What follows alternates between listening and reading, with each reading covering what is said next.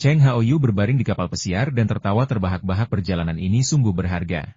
Kami tidak hanya berhasil memburu tanuki, tetapi juga membasmi sekelompok pencuri semut. Sayang sekali aku tidak bisa memberitahu siapapun tentang dua hal ini, jadi aku akan kehilangan sesuatu untuk dibanggakan. Yingji dan Hao Li mengangguk serempak, sepenuhnya setuju dengannya. Perjalanan ini sangat bermanfaat, tapi sayangnya, saya tidak bisa memamerkannya. Jika para pencuri semut tahu bahwa merekalah yang merampas makanan dari mulut harimau, mereka pasti akan membalas. Mereka tidak ingin hidup di bawah ancaman serangan pembunuhan yang terus-menerus. Zhao Chen tetap diam, alisnya sedikit berkerut, seolah tengah berpikir keras.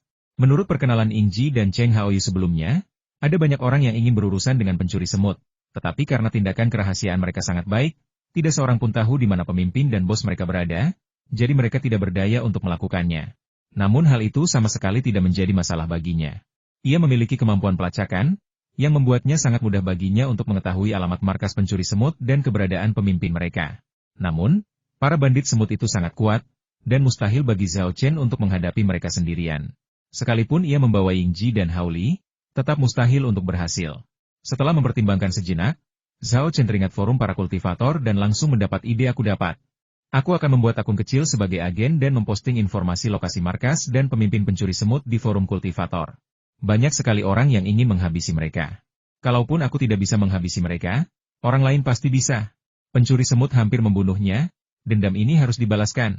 Zhao Chen mempertimbangkan masalah ini dengan saksama dan memutuskan bahwa ia tidak hanya harus menggunakan proksi, tetapi juga harus memposting di tempat-tempat seperti warnet. Dengan begitu, bahkan jika pencuri semut memiliki ahli komputer yang sangat terampil yang dapat melacak alamat asli dari alamat IP proksi menggunakan metode khusus, mereka tidak akan dapat mengetahui bahwa ia adalah orang yang memposting pesan tersebut. Mengenai kamera pengintai di dalam dan luar kafe internet, Zhao Chen punya banyak cara untuk menonaktifkannya. Zhao Chen memikirkannya lebih dalam dan merasa metode ini layak ayo kita lakukan. Sekalipun kita tidak bisa membasmi pencuri semut, kita tetap akan membuat mereka menderita. Tepat saat itu, Yingji melambaikan tangannya di depan matanya dan bertanya dengan heran, "Kenapa kamu melamun? Apa yang sedang kamu pikirkan?" "Aku tidak memikirkan apapun, mungkin aku hanya sedikit lelah," jawab Zhao Chen samar-samar, tidak mengungkapkan kebenarannya. Semakin sedikit orang yang tahu tentang pencuri semutin, semakin baik. Bukannya kita tidak percaya pada Yingji dan yang lainnya, tapi kita tidak ingin mereka terlibat dan terancam bahaya. Yingji tanpa ragu berkata dengan penuh emosi, "Baik itu memburu tanuki atau mengalahkan bajingan-bajingan itu, kau sudah mengerahkan seluruh tenagamu, jadi wajar saja kalau lelah. Tapi jangan terburu-buru istirahat, mari kita bagi hasil." Zhao Chen agak terkejut membaginya sekarang. Daging anjing rakun itu bahkan belum dimasak, kan? Cheng Haoyu terkekeh dan menyela. Menjelaskan, jangan terburu-buru membagi dagingnya. Kita akan melakukannya setelah Hao Li memasaknya. Tapi kita bisa membagi bulu dan tulang lili sekarang. Keduanya adalah harta karun, bahan berkualitas tinggi untuk membuat alat. Begitu. Zhao Chen mengangguk dan mengeluarkan bulu dan tulang dari cincin penyimpanannya. Pada saat yang sama, Yingji dan Cheng Haoyu juga mengeluarkan dua benda dari cincin penyimpanan mereka. Zhao Chen awalnya berencana untuk membagi bulu dan tulang menjadi 4 bagian yang sama, dengan setiap orang mengambil satu bagian, tetapi Yingji tidak setuju dengan pembagian ini. Dia berkata dengan sungguh-sungguh, "Seperti yang baru saja kukatakan, kau telah berusaha sekuat tenaga kali ini, jadi wajar saja kau mendapat bagian terbesar dari rampasannya." Sebelum Zhao Chen sempat membantah, Hao Li dengan lantang menyetujui. "Saya setuju. Kalau bukan karena saudara Zhao, kita mungkin sudah mati di tangan para bandit semut itu. Apalagi, membagi rampasan, di sini. Saudara Zhao harus mengambil bagian terbesarnya. Saya sangat setuju. Menurutku juga harus dibagi seperti ini." Cheng Haoyu setuju dengan saran Yingji. Melihat ketiganya serius, Zhao Chen berhenti menolak. Dia bukan orang yang sok pada awalnya. Dan lagi pula, bulu dan tulang tanuki adalah barang yang berharga. Menolaknya akan dianggap tidak tulus. Setelah berdiskusi, Zhao Chen mengambil 40% bulu dan tulang. Sementara Yingji dan yang lainnya masing-masing menerima 20%. Setelah memasukkan bulu dan tulangnya ke dalam cincin penyimpanannya, Zhao Chen menoleh ke wanita tulang dan berkata, "Saat kita kembali, aku akan membuatkanmu satu set baju zirah kulit dan pisau tulang. Jadi kau akan punya perlengkapan yang layak." Ketika Zhao Chen mendapatkan kulit dan tulang, lembar informasi tersebut sudah mencantumkan beberapa metode pembuatan. Ia memeriksanya dan, mengikuti metode yang diberikan, menciptakan baju besi kulit dan pisau tulang yang merupakan artefak magis yang luar biasa. Keduanya mungkin tidak sebagus cambuk angin dan petir, tetapi jelas jauh lebih baik daripada artefak magis biasa. "Terima kasih, Guru." Wanita tulang itu sangat gembira dan menjawab dengan gembira. Kucing putih itu tampak sedikit tidak senang. mengeong pada Zhao Chen seolah-olah ia cemburu atau melakukan hal lain. Zhao Chen terkekeh, mengusap kepala kucing putih itu, lalu berkata, "Apa? Kamu mau juga? Gak masalah, nanti kalau kita pulang aku akan pakai bulu tanuki untuk membuatkanmu jaket kecil." Dangkang, dangkang. Mendengar ada baju bagus untuk dipakai, kedua dangkang kecil itu berlari menghampiri mereka, bertingkah lucu, dan memanggil Zhao Chen. Zhao Chen benar-benar tidak punya cara untuk menolak, jadi dia hanya bisa setuju ya. Ya, kami memiliki semuanya. Untungnya, baik kucing putih maupun kedua dangkang kecil itu tidak terlalu besar.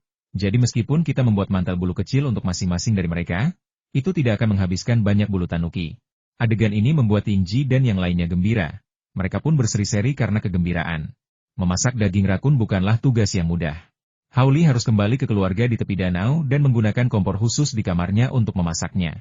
Kompor tersebut dilengkapi dengan susunan rune dan rune lainnya untuk meningkatkan proses memasak, memastikan bahan-bahan tersebut mempertahankan energi spiritualnya semaksimal mungkin. Karena alasan ini, rombongan tidak membuang waktu di Shanghai. Begitu kapal pesiar berlabuh, mereka harus berkendara ke bandara.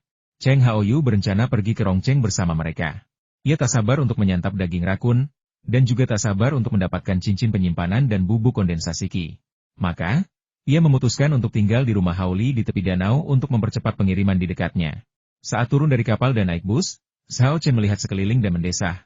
"Aku sudah beberapa hari di Shanghai, tapi aku belum bisa keluar dan menjelajah, juga belum membawa oleh-oleh untuk keluarga dan teman-temanku. Aku mulai bertanya-tanya, apa aku benar-benar ke Shanghai yang palsu?" Semua orang terhibur. Yingji bercanda, "Kuncinya adalah kamu tidak membawa satu untuk pacarmu, kan?" Cheng Haoyu menepuk dadanya dan berkata, "Lain kali kamu ke Shanghai, aku akan mengajakmu jalan-jalan dan memastikan kamu bersenang-senang. Soal hadiah, itu mudah." Ia berbalik dan membisikkan beberapa patah kata kepada gadis cantik yang akan menyambutnya.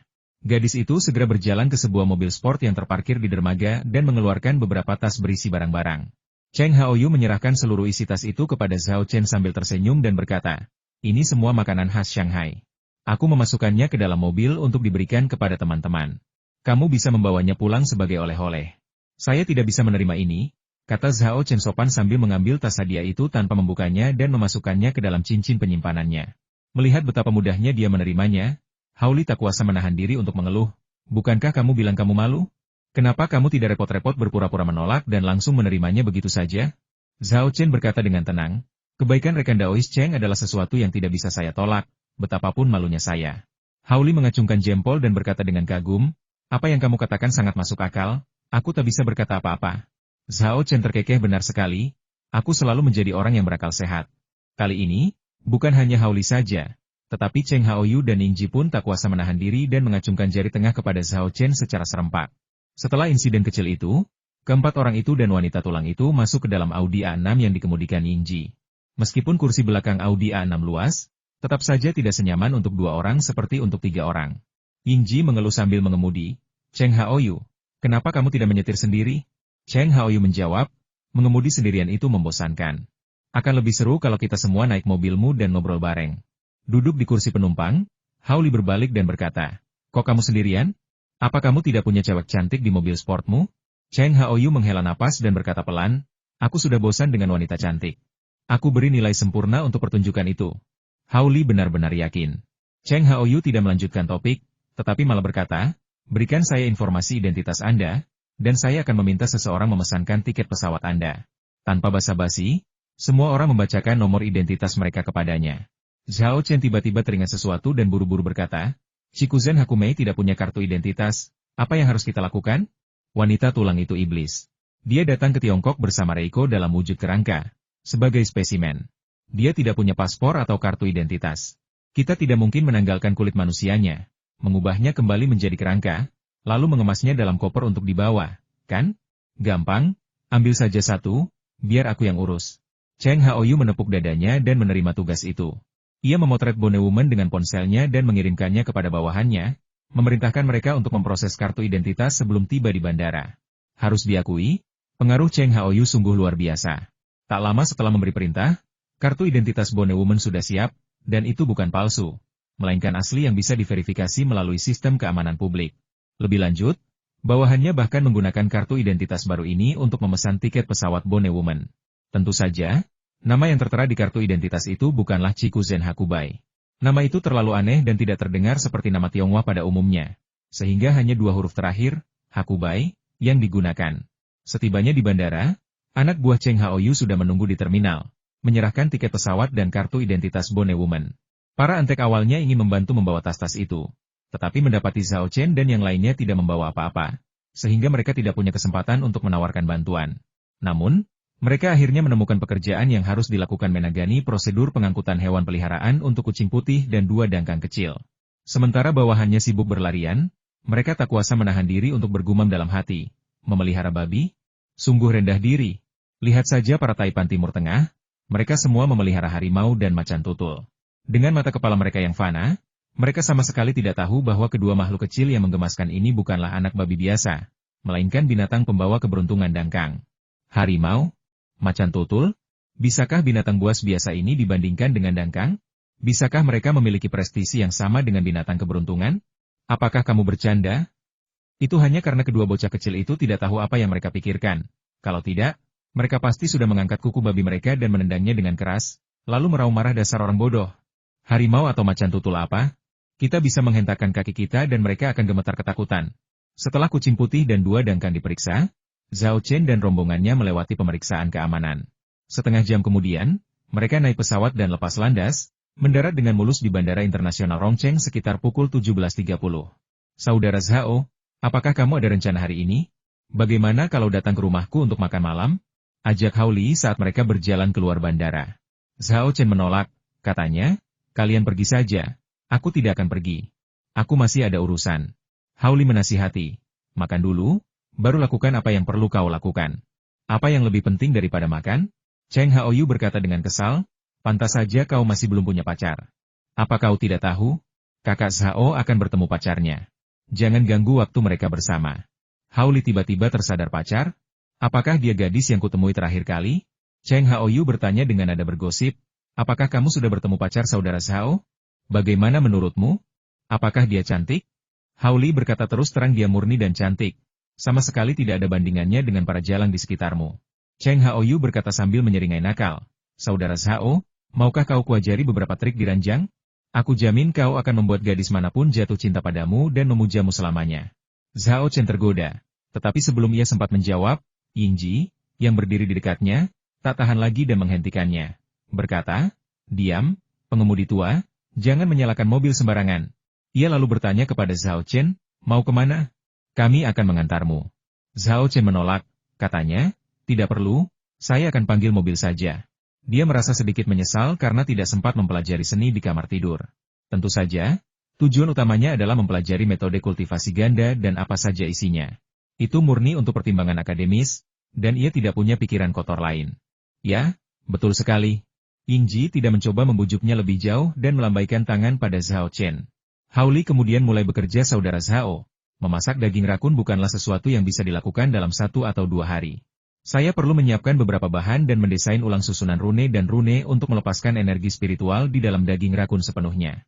Tapi jangan khawatir. Saya akan menghubungi Anda ketika saya hampir selesai memasak. Zhao Chen mengangguk dan menjawab, terima kasih atas kerja kerasmu. Tolong beritahu aku jika ada yang bisa kubantu. Hao Li terkekeh, aku memang butuh bantuanmu. Aku butuh setumpuk herba obat liar tua. Sekembalinya aku akan membuat daftar herba yang kubutuhkan dan mengirimkannya kepadamu. Selain itu, aku harap kamu bisa meluangkan waktu untuk datang ke Lakeside House dan membimbingku menyiapkan susunan rune baru dan menggambar rune baru. Selama waktu ini, Hao Li telah membeli sejumlah besar herba obat liar berkualitas tinggi dari Zhao Chen. Memasak rakun membutuhkan herba obat sebagai bahan baku, dan semakin tinggi kualitas herba tersebut, semakin efektif energi spiritual yang terkandung dalam daging rakun akan dilepaskan. Oleh karena itu, meskipun Zhao Chen tidak secara eksplisit meminta bantuan, Hao Li tetap akan memintanya untuk membeli sejumlah herba berkualitas tinggi. Mengenai panduan tentang susunan rune dan rune, itu karena Zhao Chen telah memberinya petunjuk tentang pagoda 9 api indah terakhir kali, yang menurutnya sangat membantu. Kali ini, ia perlu membangun susunan rune baru dan menggambar rune baru, dan jika ia bisa mendapatkan panduan dari Zhao Chen lagi, ia akan sangat diuntungkan. Zhao Chen langsung setuju, baiklah, saya akan datang besok untuk melihat dan mengantarkan ramuan obat yang Anda minta. Cheng Haoyu, yang berdiri di samping, tercengang apa yang terjadi. Saudara Zhao tahu tentang sekolah Dingxi? Hao Li tanpa malu-malu menyanjung. Saudara Zhao tidak hanya memahami hal-hal seni kuliner, tetapi dia juga sangat ahli di dalamnya. Cheng Haoyu tak kuasa menahan rasa takjub. Awalnya ia mengira kemampuan Zhao Chen dalam jimat dan pil sudah luar biasa. Tetapi ia tak menyangka ternyata ia bahkan memiliki pengetahuan tentang sekolah Dingxi. Melihat ekspresi terkejutnya, Yingji tersenyum dan berkata, apakah kamu ingin meminta pengetahuan tentang kultivasi ganda kepada Zhao Chen? Cheng Haoyu bahkan lebih terkejut, dia juga tahu tentang kultivasi ganda. Yingji berseru tulus, tidak masalah apakah dia mengerti atau tidak. Selama kamu mendiskusikan pengetahuan yang relevan dengannya, dia pasti bisa memberikan saran untuk perbaikan.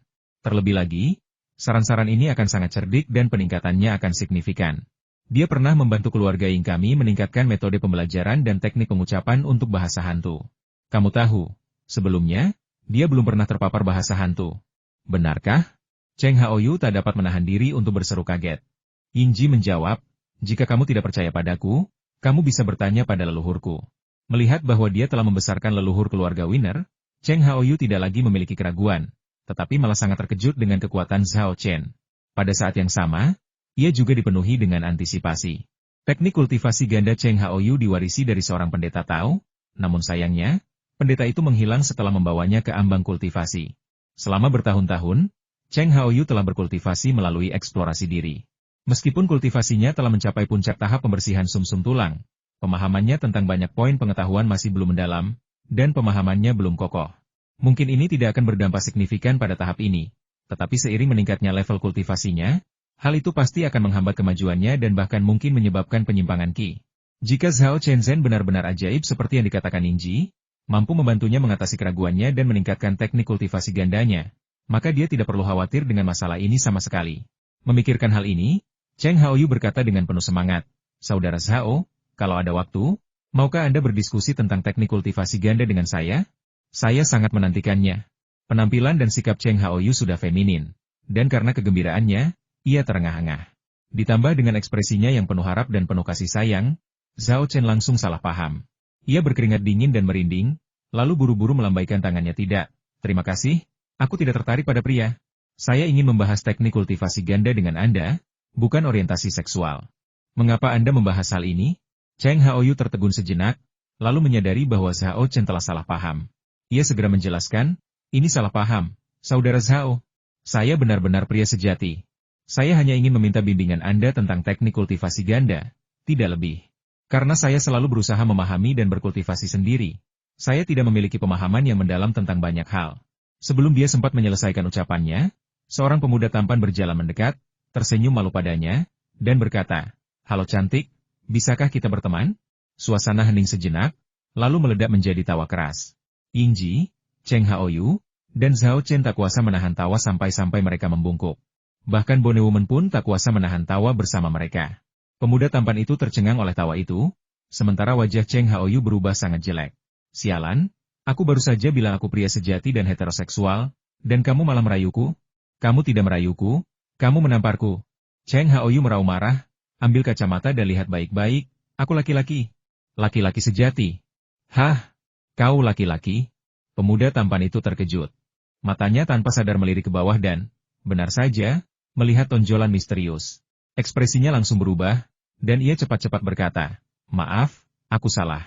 Ia berbalik dan lari seolah-olah sedang melarikan diri. Melihat sosoknya yang semakin menjauh, Hao Li berkata dengan simpatik, sudah berakhir, sudah berakhir. Jiwa orang ini pasti akan terpukul hebat, dan dia bahkan mungkin trauma, karena mengira semua gadis cantik adalah laki-laki. Dia punya trauma emosional dan luka psikologis, tapi bukankah aku juga punya? Kata Cheng Haoyu sambil menggertakkan gigi. Zhao Chen cukup baik hati untuk menghiburnya dan berjanji untuk membahas teknik kultivasi ganda dengannya di masa mendatang. Zhao Chen cukup tertarik dengan metode kultivasi yang unik ini. Setelah mengucapkan selamat tinggal, Zhao Chen mengeluarkan teleponnya dan menghubungi nomor Lin Sui. Kau sudah kembali? Entah itu telepati atau hal lain, Lin Sui langsung menebak keberadaannya. Mendengar suara Lin Sui, bibir Zhao Chen tanpa sadar melengkung membentuk senyum. Rasa manis di hatinya sungguh tak terlukiskan. Aku kembali, baru saja turun dari pesawat. Kamu di mana? Aku kangen kamu. Aku juga merindukanmu. Lin Sui merendahkan suaranya, sedikit malu dan sedikit bersemangat. Zhao Chen segera mengerti ada seseorang di sampingmu. Ya, ini ulang tahun teman sekelasku di SMA. Sebelum Lin Sui sempat selesai berbicara, Zhao Chen mendengar suara seorang gadis yang tidak dikenalnya. Gadis itu bertanya pada Lin Sui, siapa yang kamu telepon? Lin Sui menjawab dengan anggun, pacar. Gadis itu terkejut, suaranya langsung naik beberapa oktav. Apa? Pacar? Xiao Sui, kamu benar-benar punya pacar? Kapan ini terjadi? Tiba-tiba, beberapa suara, baik pria maupun wanita, datang dari ujung telepon yang lain. Semuanya berseru dan mengajukan pertanyaan. Setelah keributan mereda, suara gadis itu terdengar lagi. Xiao Sui, panggil pacarmu dan kenalkan dia pada kami. Mari kita lihat betapa hebatnya pria yang telah merebut hati dewi kita. Xiao Sui. Kata-kata ini segera mendapat dukungan banyak orang lain. Tidak dapat menolaknya, Lin Sui hanya bisa bertanya kepada Zhao Chen, apakah kamu bebas? Zhao Chen tersenyum dan berkata, kalau kamu telepon, aku akan meluangkan waktu sesibuk apapun aku. Kamu di mana? Aku akan segera ke sana. Di saat seperti ini, tentu saja kamu harus membela pacarmu. Kalau tidak, bagaimana kamu bisa dianggap sebagai pacar yang berkualitas? Lin Sui gembira dan segera memberikan alamatnya. Tunggu aku akan segera sampai. Setelah menutup telepon, Zhao Chen segera memanggil mobil dan menuju ke tempat Lin Sui dan yang lainnya berada. Di sisi lain, setelah menutup telepon, Lin Sui langsung dikelilingi oleh teman-teman sekelasnya di sekolah menengah, yang bergosip tentang kehidupan cintanya seperti bagaimana dia bertemu Zhao Chen dan sejauh mana hubungan mereka berkembang. Hanya satu anak laki-laki yang tidak ikut bersenang-senang. Wajahnya sangat muram. Nama anak laki-laki itu Hu Dajun. Ia telah mendekati Lin Sui sejak SMA.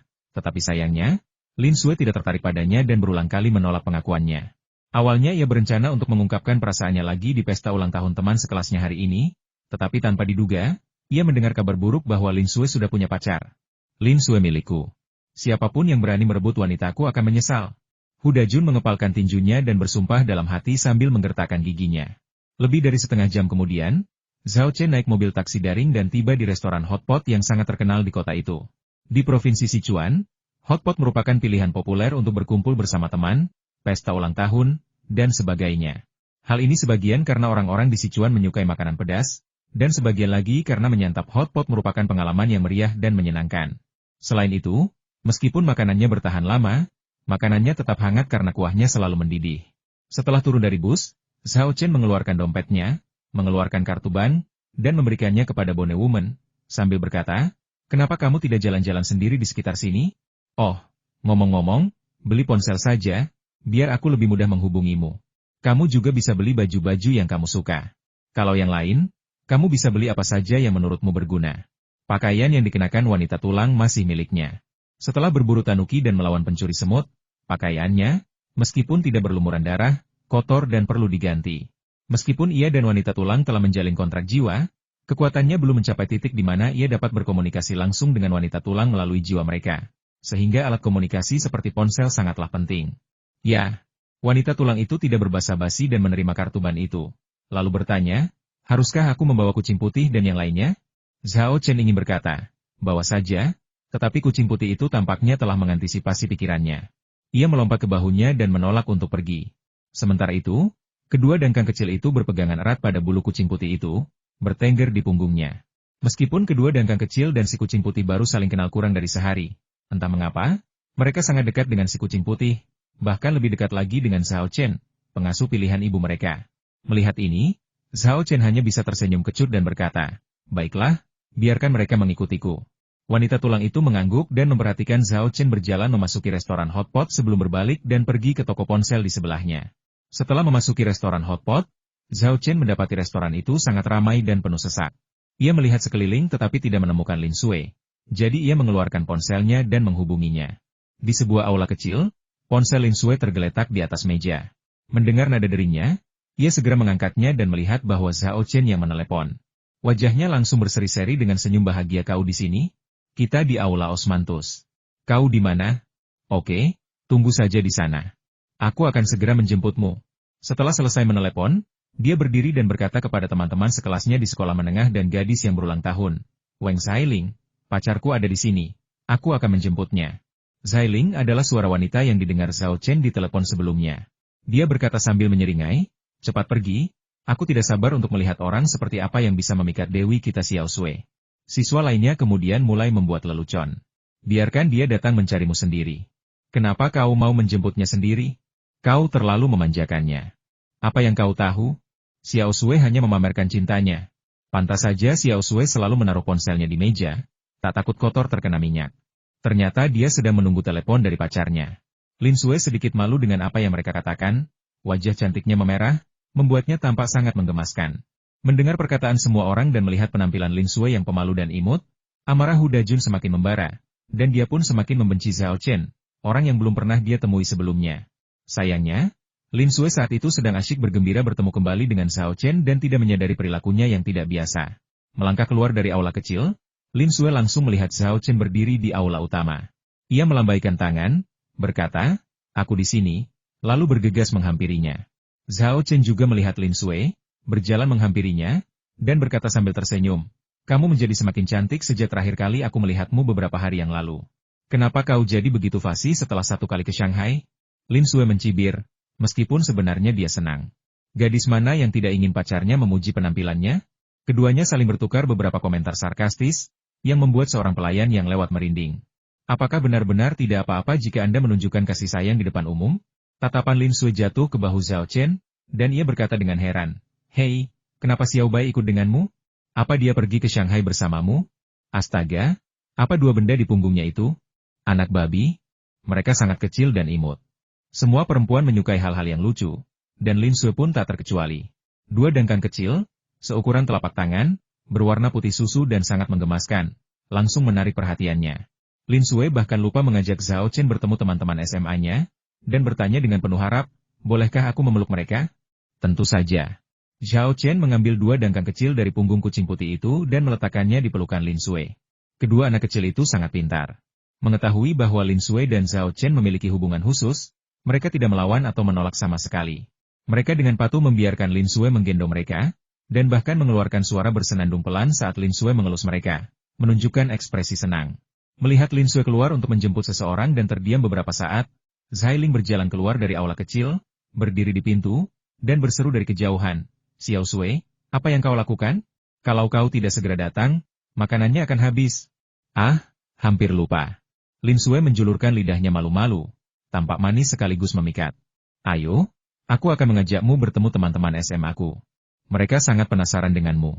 Kalau nanti mereka bertanya hal yang tidak pantas, jangan dijawab. Jangan marah." Zhao Chen tertawa dan berkata, "Apa yang perlu dimarahi? Teman sekelasmu juga teman sekelasku. Jangan khawatir, aku pasti akan memastikan kamu berada di posisi yang baik." Tak lama kemudian, keduanya kembali ke Osmanthus Hall. Begitu aku masuk, orang-orang di dalam mulai ribut, bicara serempak, menciptakan suasana yang cukup hidup. "Xiao Sui, cepatlah perkenalkan dirimu kepada kami." Dia kelihatan baik-baik saja, tidak terlalu tampan, tapi dia tetap cukup tampan. Dia hampir tidak cukup baik untuk Xiao Sui kita. Menghadapi situasi ini, Zhao Chen tetap tidak terpengaruh sama sekali. Bercanda, adegan besar apa yang belum dia lihat? Bagaimana mungkin dia takut dengan ini? Sambil tersenyum, ia berkata dengan hangat namun tidak berlebihan, "Halo para mahasiswa, perkenalkan diri saya. Nama saya Zhao Chen. Seperti Xiao Sui, saya mahasiswa baru di Universitas Kedokteran Tsinghua, tetapi saya berada di Departemen Pengobatan Tradisional Tiongkok dan Barat Terpadu." Lin Sui lalu memperkenalkannya dengan berkata, "Ini pacarku." Dia kemudian memperkenalkan Zhao Chen kepada teman-teman sekelas SMA yang hadir. Zhao Chen sangat sopan, mengangguk dan menyapa setiap orang, dan pihak lainnya membalas salam. Namun keadaan berubah ketika menyangkut Hu Dajun. Lin Sui memperkenalkan, "Ini Hu Dajun, siswa terbaik di kelas SMA saya." "Halo." Zhao Chen tersenyum dan mengulurkan tangannya.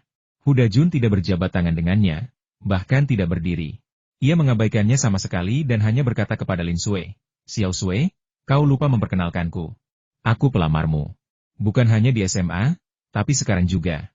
Aula kecil itu langsung sunyi. Suasananya menjadi sangat menyesakkan dan canggung. Semua orang menatap Hu Dajun, mata mereka dipenuhi dengan keheranan dan ketidakpercayaan. Di depan pacar Lin Sui, kamu bilang kamu pelamar. Apa itu benar-benar tidak apa-apa? Kamu cuma bikin masalah dan mencoba menghancurkan mereka. Hu Dajun, omong kosong apa yang kau bicarakan? Lelucon seperti ini sama sekali tidak lucu. Zhai Ling turun tangan untuk meredakan suasana, diam-diam membenci Hu Dajun. Tahukah kamu, hari ini adalah hari ulang tahunnya, dan Zhao Chen adalah seseorang yang dia dorong untuk dibawa oleh Lin Sui. Tapi sekarang, Hu Dajun muncul untuk membuat masalah, yang jelas merupakan tamparan di wajahnya. Sebenarnya, Zhai Ling tidak mengundang Hu Dajun ke pesta ulang tahunnya hari ini. Namun, entah bagaimana, pria ini mengetahui bahwa Lin Sui akan datang. Jadi ia tanpa malu-malu menelepon Zhai Ling dan meminta untuk menghadiri pesta ulang tahunnya. Karena mereka sekelas, Zhai Ling merasa canggung menolak, jadi ia setuju. Ia tak menyangka hal ini akan berakhir begitu menyebalkan, dan ia bahkan harus menelan amarahnya dan turun tangan untuk meredakan suasana. Ini sungguh membuat frustrasi. Zhai Ling melotot tajam ke arah Huda Jun, seakan berkata, jaga sikapmu dan jangan buat aku dalam masalah. Sayangnya, Huda Jun tidak mau menunjukkan muka padanya. Ia tetap tersenyum dan berkata, aku jujur, aku tidak bercanda. Kita sekelas waktu SMA, apa kau pikir kau tidak tahu kalau aku sedang mendekati Lin Sui? Setelah berkata demikian, dia menatap Zhao Chen dengan pandangan provokatif. Zhao Chen hampir tertawa terbahak-bahak. Jadi bagaimana kalau kamu seorang pelamar? Kamu bahkan belum berhasil mendekatinya? Jadi apa yang bisa dibanggakan? Apa yang bisa dibanggakan? Dia berkata dengan nada sinis tersembunyi, Xiao Sui begitu cantik dan luar biasa. Akan aneh jika dia tidak punya pelamar. Bahkan di universitas kami, sebagai dewi yang manis, dia punya banyak pelamar. Hanya saja dia selalu berstandar tinggi dan bahkan tidak memandang orang biasa. Saya merasa terhormat sekaligus senang menjadi pacarnya. Huda Jun adalah pria yang cerdas, dan ia langsung merasakan sarkasme dalam kata-kata Zhao Chen. Kau hanya salah satu dari sekian banyak pelamar, tidak ada yang istimewa. Sementara aku, temanmu, adalah satu-satunya pacar Lin Sui. Apa hakmu untuk sombong? Apa hakmu untuk memprovokasiku? Kamu? Huda Jun sangat marah dan ingin membalas, tetapi dia tidak tahu bagaimana melakukannya, jadi dia terdiam setelah mengatakan kamu. Zhai Ling benar-benar kesal dan tidak ingin berbicara dengannya lagi. Ia malah menoleh ke Zhao Chen dan berkata, cepat duduk. Semua yang ada di panci sudah siap makan. Kami tidak menunggumu, jadi jangan tersinggung. Zhao Chen berkata dengan sopan, bagaimana mungkin? Aku memberanikan diri datang untuk ikut bersenang-senang, dan kuharap kau tidak tersinggung. Kamu kan keluarga Xiao Sui, jadi kamu bukan orang luar. Kenapa ada yang merasa aneh? Tanya Zhai Ling sambil tersenyum. Tanpa perbandingan, tidak ada salahnya. Setelah melihat sikap Zhao Chen, Zhai Ling menjadi semakin tidak senang dengan Huda Jun. Zhao Chen duduk di sebelah Lin Sui. Saat itulah semua orang memperhatikan Lin Sui sedang menggendong dua anak babi. Ada juga seekor kucing putih yang mengikuti mereka ke aula kecil dan berbaring di pangkuan Zhao Chen. Dua kucing dancong kecil yang menggemaskan dan kucing putih yang penyendiri langsung menjadi favorit mereka, sehingga meredakan suasana canggung di aula kecil itu. Wah, kedua babi kecil ini lucu sekali. Kucing putih ini sangat menyendiri, auranya bagaikan ratu. Zhao Chen, apakah kucing dan babi ini hewan peliharaanmu? Bolehkah kami menyentuhnya? Orang-orang mengeluarkan ponsel mereka untuk mengambil foto dan berpose untuk foto, dan datang untuk membelai kucing putih dan dua dangkang kecil. Kedua anjing kecil itu berperilaku cukup baik, membiarkan siapapun mengelusnya. Namun, kucing putih itu berbeda. Siapapun yang berani menyentuhnya akan langsung melotot dan memamerkan taringnya, membuat banyak orang takut, tetapi juga membuat banyak orang lain terpikat oleh sikapnya yang acuh tak acuh. Huda Jun sudah geram. Melihat Zhao Chen tak hanya populer, bahkan kucing dan babi yang dibawanya pun banyak dicari, amarahnya pun semakin berkobar. Ingin mengembalikan wajahnya yang hilang, ia langsung mencibir, kucing dan babi, apa kau membawa mereka untuk menambah makanan kita? Sayang sekali kita tidak makan daging kucing, dan kedua babi itu terlalu kecil, bahkan tidak cukup untuk mengisi gigi kita. Sebelum ia sempat selesai bicara, ia melihat dua semburan air datang ke arahnya. Sebelum ia sempat menghindar, ia sudah terciprat ke seluruh kepala dan wajahnya. Ia kemudian menyadari bahwa air yang lengket dan berbau itu sebenarnya adalah air liur kedua anak babi yang dipegang Lin Sui. Sialan! Huda Jun yang tadinya takut kuman, hampir gila setelah wajahnya disemprot air liur babi. Sayangnya, tak seorang pun bersimpati padanya. Malah, semua orang tertawa terbahak-bahak. Beberapa bahkan menyombongkan diri, berkata, Huda Jun, sepertinya kedua babi kecil ini mengerti kau ingin memakannya dan ingin membalas dendam. Mari kita lihat apakah kau berani bicara omong kosong lagi. Sambil menyeka air liur di wajahnya dengan serbet, Huda Jun bergumam kaget, apa yang baru saja terjadi? Mungkinkah kedua babi kecil itu benar-benar mengerti bahasa manusia? Bagaimana mungkin? Pasti kebetulan. Sialan, babi pun berani melawanku, ini tidak bisa diterima. Dia tidak sanggup marah pada dua babi itu hanya akan membuatnya jadi bahan tertawaan. Namun, dia bisa melampiaskan semua amarahnya pada Zhao Chen. Ia lalu mengejek, kamu beternak kucing dan babi. Sungguh memalukan kamu tidak pergi ke pedesaan dan menjadi petani. Zhao Chen tahu niatnya, tetapi tidak marah. Ia tersenyum dan berkata, kau benar sekali. Aku memang terlahir sebagai petani, tapi bukan di pedesaan dekat Chengdu. Aku berasal dari pegunungan. Kau boleh datang ke kampung halamanku kapan-kapan. Meskipun tidak ada pemandangan indah, udaranya segar dan bebas polusi. Orang-orang menanggapi dengan antusias, mengatakan mereka pasti akan mengunjungi rumah Zhao Chen jika mereka memiliki kesempatan di masa mendatang. Huda Jun lalu berkata dengan nada sarkastis, jadi kau hanya orang desa dari pegunungan? Pantas saja kau datang dengan tangan kosong tanpa hadiah apapun. Ini semua karena kau miskin. Xiao Sui, aku tidak bermaksud mencari masalah, aku hanya melakukan ini untuk kebaikanmu sendiri. Kau tidak akan bahagia dengan pria miskin seperti itu. Dia jelas hanya ingin menaiki tangga sosial dengan menikahimu, agar dia bisa menjadi manusia Phoenix. Huda Jun, diam. Bahkan Lin Sui, yang biasanya pemarah, pun murka. Zhao Chen adalah pacarnya, kekasihnya, dan ia tak akan pernah membiarkan siapapun memfitnah atau menghinanya. Zhao Chen mengulurkan tangan dan menarik Lin Sui kembali, lalu berkata lembut, "Sudahlah, jangan marah. Dia hanya iri padaku. Tapi ada sesuatu yang mengingatkanku padanya. Hari ini ulang tahun Sai, dan aku benar-benar harus memberinya hadiah ulang tahun." Meskipun dia tidak membeli hadiah apapun selama perjalanannya ke Shanghai, Cheng Haoyu memberinya sejumlah makanan khas setempat, yang dapat digunakan sebagai hadiah darurat. Zhao Chen membuka tasnya, meraih ke dalam, dan di balik tas itu, membuka ruang penyimpanannya. Ia mengeluarkan sebuah tas hadiah dan menyerahkannya kepada Zai Ling, sambil berkata dengan nada agak meminta maaf, "Saya datang terburu-buru dan tidak membeli sesuatu yang bagus, jadi saya hanya membawa beberapa oleh-oleh khas setempat. Semoga Anda tidak keberatan." Zai Ling terkejut Zhao Chen benar-benar membawa hadiah ulang tahun. Mahal atau murahnya hadiah itu urusan lain, niat dibaliknya sungguh baik. Ia langsung berterima kasih padanya dengan tulus dan bercanda. "Xiao Sui bilang kau baru pulang dari perjalanan bisnis ke Shanghai? Hadiah ini bukan untuk Xiao Sui, kan? Apa yang akan dilakukan Xiao Sui jika kau memberikannya padaku?" Zhao Chen tersenyum dan berkata, "Masih ada hadiah, dan Xiao Sui pasti akan menerimanya." Cheng Haoyu memberinya beberapa tas berisi makanan khas setempat, jadi memberikan satu tas kepada Zai Ling tidak akan menjadi masalah sama sekali. Zai Ling berkata sambil menyeringai, "Itu membuatku tenang. Kalau tidak, Xiao Sui pasti sudah merajuk dan mengeluh panjang lebar tentangku." Lin Sui merasa malu apakah aku sekecil itu? Sulit untuk mengatakannya. Canda Zai Ling sambil meletakkan tas hadiah pemberian Zhao Chen di sudut kiri di mana setumpuk hadiah. Semuanya dari teman-teman sekelasnya, telah ditumpuk.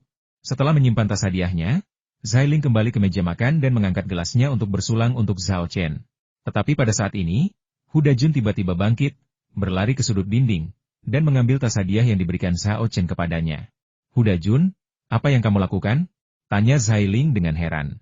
"Aku tidak melakukan apa-apa, hanya melihat-lihat makanan khas daerah yang dikirim Zhao Chen," jawab Huda Jun, menekankan kata daerah dan menambahkan dengan nada sarkastis, "Lagi pula, ini pertama kalinya aku menerima makanan khas daerah sebagai hadiah ulang tahun, aku jadi penasaran." Zai Ling sangat marah dan hendak melangkah maju untuk menghentikannya. "Ini hadiah ulang tahun dari Zhao Chen, apa hakmu untuk membukanya?" Huda Jun bertindak cepat. Sebelum dia sempat melangkah maju, dia membalikan tas hadiah itu, dan dengan suara us, menuangkan isinya. Dia begitu marah hingga dibutakan oleh amarahnya dan hanya ingin menampar wajah seseorang, mengabaikan hal-hal lainnya.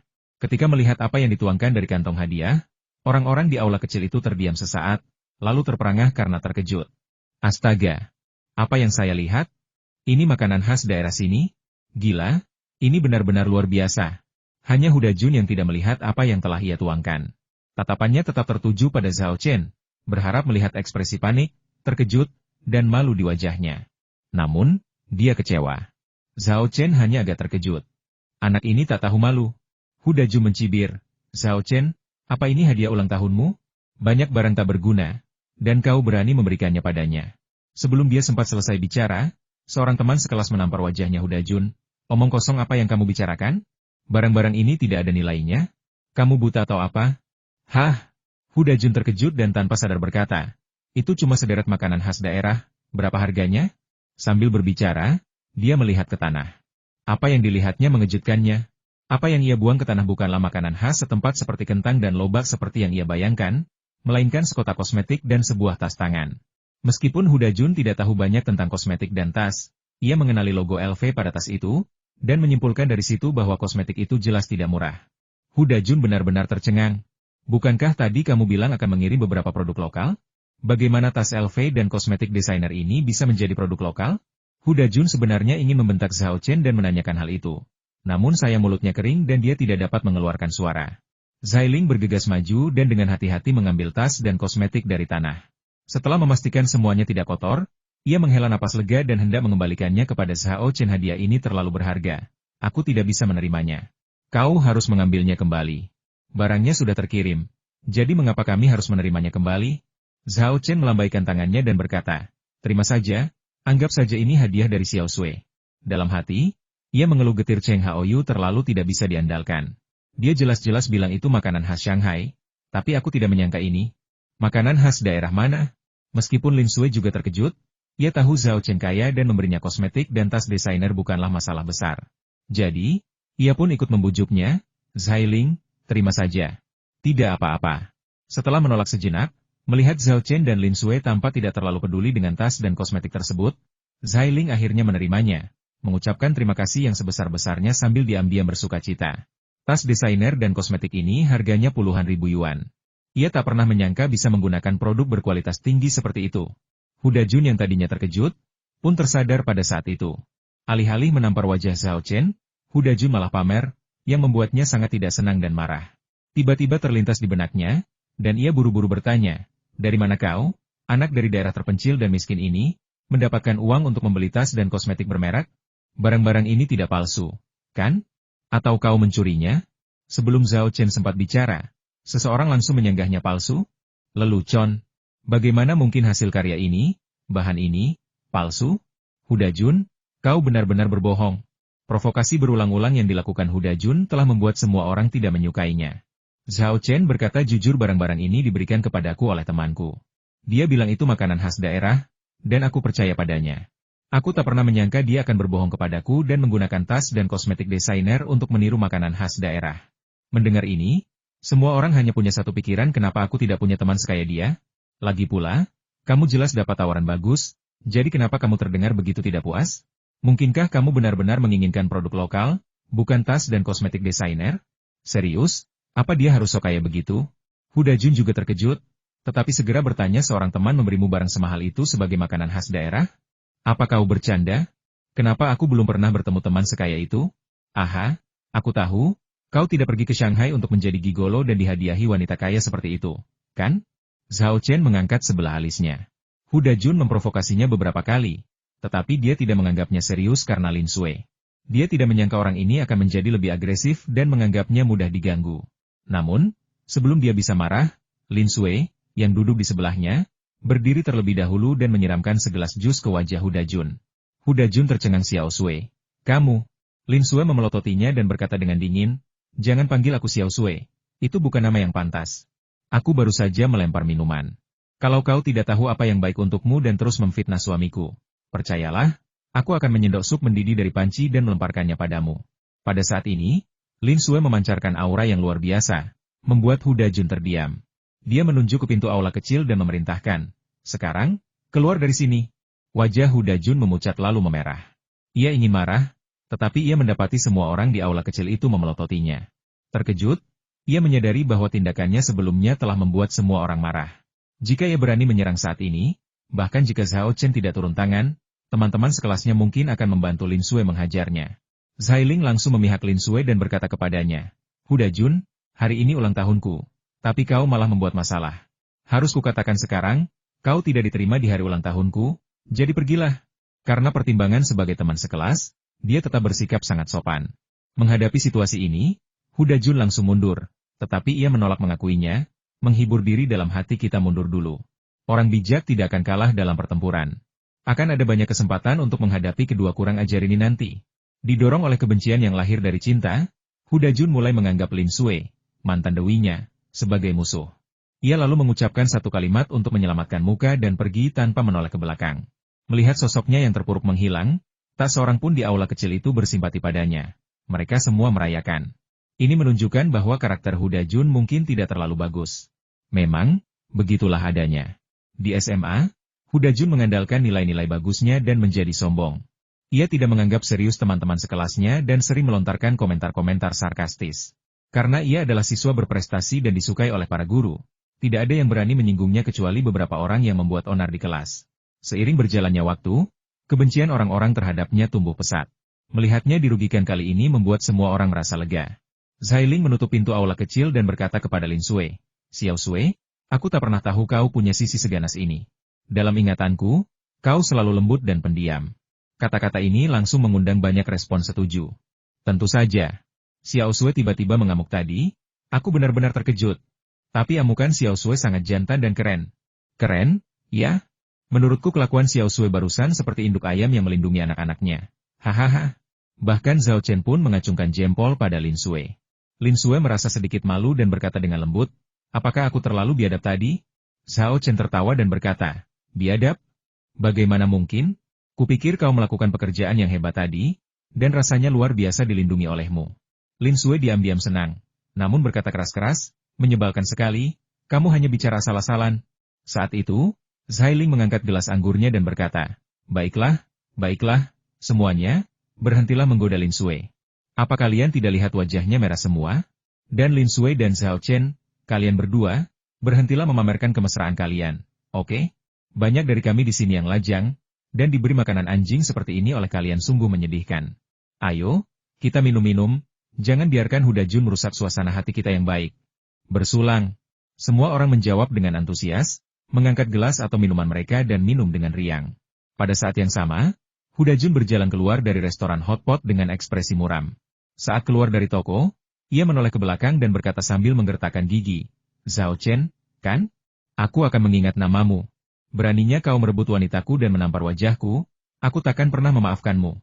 Tunggu saja, aku pasti akan membalas dendam. Huda Jun berbicara sangat pelan, dan tak seorang pun di sekitarnya mendengarnya. Tetapi wanita tulang yang berjaga di dekatnya mendengarnya dengan sangat jelas. Dia segera pergi ke Huda Jun, tersenyum dan berkata, tampan, siapa yang kau kutuk? Huda Jun sedang kesal dan mulai mengumpat siapa yang kukutuk itu bukan urusanmu. Setelah selesai berbicara, ia menoleh dan melihat wanita tulang. Pada saat ini, wanita tulang telah berganti pakaian baru, membuatnya tampak semakin cantik, sekaligus memancarkan aura heroik dan bermartabat. Sialan, wanita cantik. Mata Huda Jun langsung berbinar. Tetapi di saat yang sama ia dipenuhi penyesalan. Seandainya ia tahu wanita cantik yang merayunya, ia pasti akan lebih sopan. Sekarang, ia mungkin telah menyinggung wanita itu dengan kata-katanya.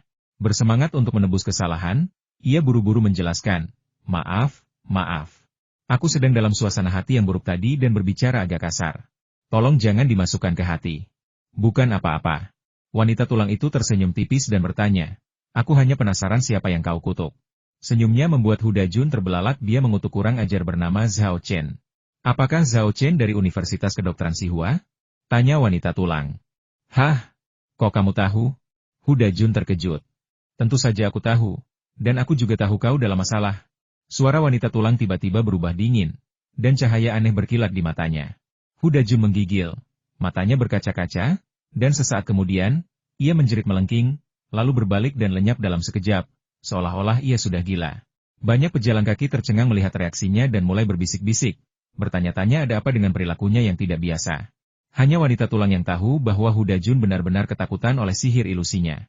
Melihat ke arah Huda Jun melarikan diri, ia mendengus dan berkata, bagaimana mungkin aku tidak memberimu pelajaran karena berani melawan guruku? Kau seharusnya bersyukur aku telah banyak mengendalikan emosi dan metodeku sejak aku mulai mengikuti guruku. Kalau tidak, aku tidak akan menggunakan sihir ilusi untuk menakut-nakutimu, tetapi akan langsung mengambil nyawamu. Zhao Chen tidak menyadari bahwa Huda Jun telah dihukum oleh wanita tulang. Ia bergaul sangat baik dengan teman-teman sekelas Zhao Chen di SMA. Setelah menyelesaikan makan hotpot mereka, kelompok itu pergi ke bar karaoke terdekat untuk merayakan, dan pesta berlangsung hingga pukul 11 malam. Setelah mengucapkan selamat tinggal kepada Zhai Ling dan yang lainnya, Zhao Chen memanggil mobil dan mengantar Lin Sui pulang. Ketika mereka tiba di villa Lin Sui, sudah terlambat bagi Zhao Chen untuk pergi sebagai tamu. Jadi dia hanya bisa mengucapkan selamat tinggal dengan enggan di sana. Zhao Chen melepaskan tangan Lin Sui dan berkata, cepat kembali, jangan biarkan orang tuamu khawatir. Lin Sui bersenandung setuju dan menjawab, kalau begitu aku akan kembali sekarang. Tunggu sebentar, Zhao Chen memanggilnya lagi sambil menyeringai nakal, bagaimana kalau ciuman selamat malam?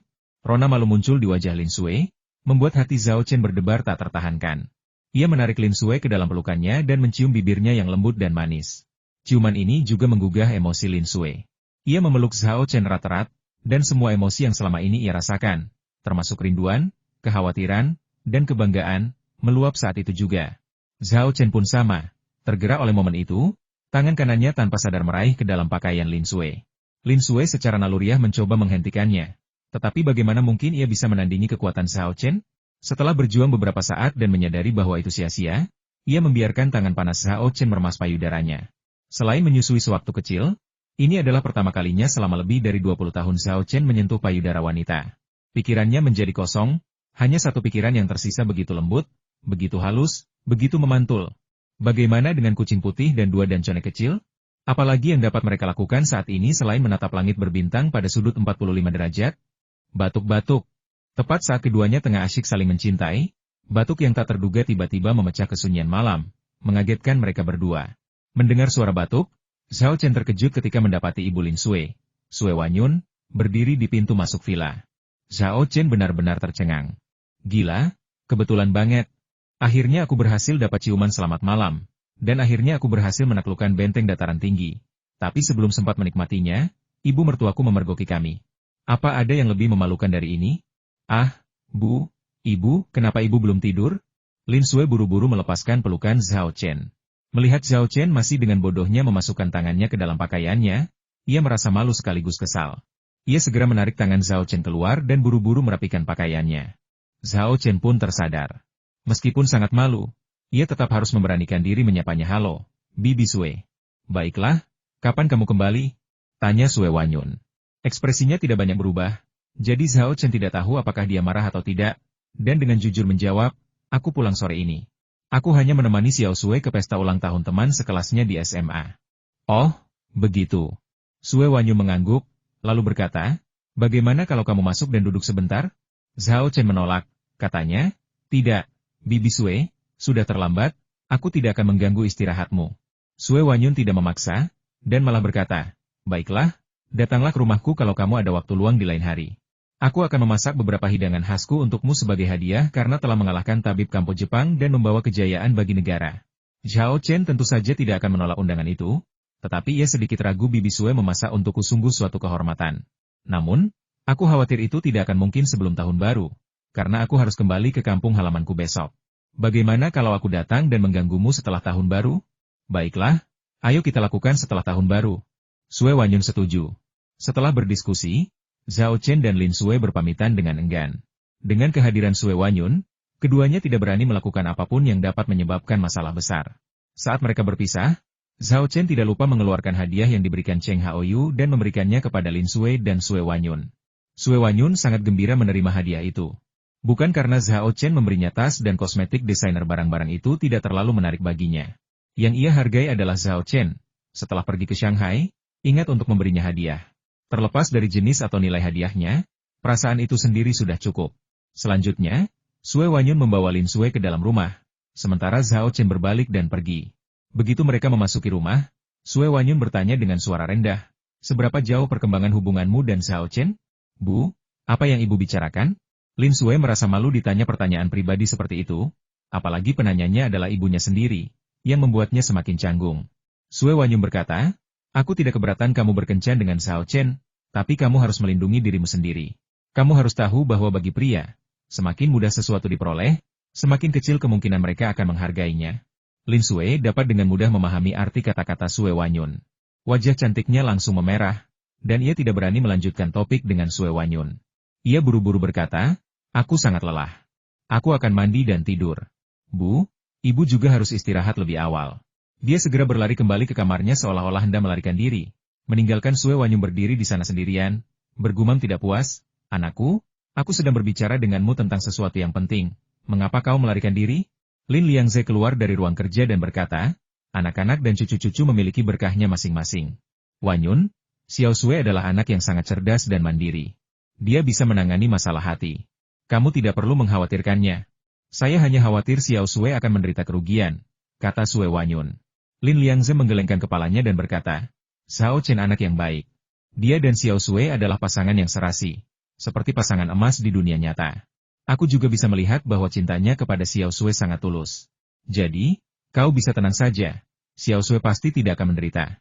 Sedangkan kau, jika kau bersikeras ikut campur, kau tidak hanya tidak akan bisa membantu, tetapi malah akan memperburuk keadaan. Sue Wanyun merenung sejenak dan merasa kata-kata Lin Liangze masuk akal, jadi dia mengangguk dan berkata, baiklah, kalau begitu mari kita dengarkan ayah dan biarkan mereka berkembang sendiri. Aku tidak akan mengkhawatirkannya. Begitulah adanya. Lin Liangze tertawa terbahak-bahak, lalu bertanya, Li Qiang belum kembali? Sue Wanyun menjawab, belum. Akhir-akhir ini, berkat kesuksesan dupa penenang, pil peningkat stamina, dan pil peningkat kecantikan, kinerja supermarket terus meningkat. Ia berencana memanfaatkan kesempatan ini untuk membuka lebih banyak cabang dan memperluas jaringan supermarket ke kabupaten dan kota di sekitar Chengdu. Jadi, Akhir-akhir ini, ia sibuk di kabupaten dan kota di sekitarnya. Lin Liangze memberi instruksi. Katakan pada Li Qiang, sekeras apapun ia berjuang demi karirnya, ia harus memperhatikan pola makan dan istirahatnya, serta tidak merusak kesehatannya. Sue Wanyu menjawab, jangan khawatir, ayah, aku akan mengingatkan Li Qiang. Lin Liangze mematikan lampu ruang belajar dan berjalan menuju kamar tidurnya. Aku mau tidur. Kamu juga harus istirahat. Ayah, selamat malam. Sue Wanyu memperhatikan Lin Liangze kembali ke kamarnya, melirik kamar Lin Sue, menggelengkan kepalanya, lalu kembali ke kamar tidurnya sendiri. Sementara itu, Lin Sue sedang berbaring di tempat tidur sambil mengirim pesan kepada Zhao Chen. Kau benar-benar merusak hari ini. Ibuku benar-benar melihat kita. Kau tidak tahu betapa malu dan canggungnya aku tadi. Zhao Chen langsung menjawab, aku bisa membayangkannya, karena aku juga malu. Apa kau tidak sadar aku bahkan tidak bisa bicara dengan benar saat itu? Oh ya?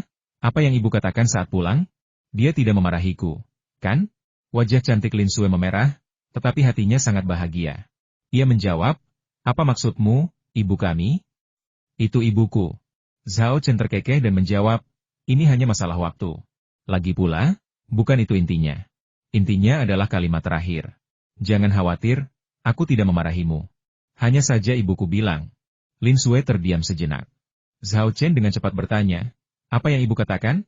Lin Sue menjawab, ibu bilang padaku, jangan tertipu olehmu. Langit dan bumi menjadi saksi. Bagaimana mungkin aku berbohong kepadamu? Jika orang itu ada di depannya, Zhao Chen pasti akan bersumpah demi langit dan bumi.